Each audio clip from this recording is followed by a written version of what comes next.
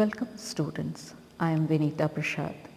Here in this video, you will get the explanation of third and fourth stanzas of the poem A Photograph written by Shirley Toulson. Some 20-30 years later, she would laugh at the snapshot. See Betty and Dolly, she would say, and look how they dressed us for the beach. The sea holiday was her past, mine is her laughter, both wry with the labored ease of loss. Some 20-30 years later, she would laugh. Who is she here? She is the poetess mother. And she is addressing to her daughter. Even 20-30 years later, the mother would look at the photograph and laugh nostalgically, remembering the happy memories of her past. Mother would look at the photograph and comment on the dresses worn by her cousins Dolly, Betty, and herself. Sea holiday was her mother's past, and her mother's laughter has become a thing of the past for the poet, as her mother was now dead. The poet still remembers how her mother would laugh at the photograph, remembering the sea holiday with a fondness as well as a sense of loss, because that time would never come back. In the same way, poet feels nostalgic, thinking about her mother and her laughter, which has become a thing of the past. The word labored and ease are opposite to each other, but describe the same entity, loss. The literary device oxymoron is used in the expression labored ease. What is oxymoron?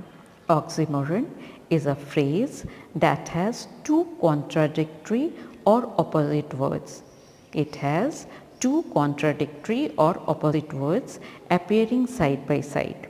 So basically, it's a combination of two words that really have opposite meanings. Labored ease in the poem is an example of an oxymoron. Labored means with great difficulty and ease means comfortably. Both words have opposite meanings, but here they are clubbed together. The poetess is sad about the fact that her mother's laughter is history. Her mother feels the same for her childhood days. The word wry here means disappointment. Both of them are disappointed and dejected over their loss. The mother has lost her childlike innocence and joyful spirit that the photograph captured years ago. For the poet, the smile of her mother has become a thing of past. Both wry and labored conveys that both the poet and her mother were struggling and trying to cope with their loss, yet both realized that the loss was final and unavoidable. They had to accept it. Now the fourth stanza.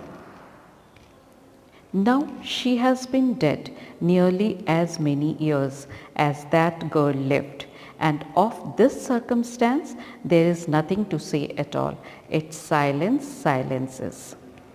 The poet recalls that it is nearly 12 years since her mother died. The poet is consumed with grief, but is left with no words to express her loss and pain.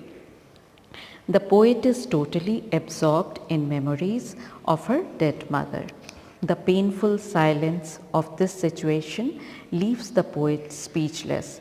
The poet can feel the grief but is unable to express it through words.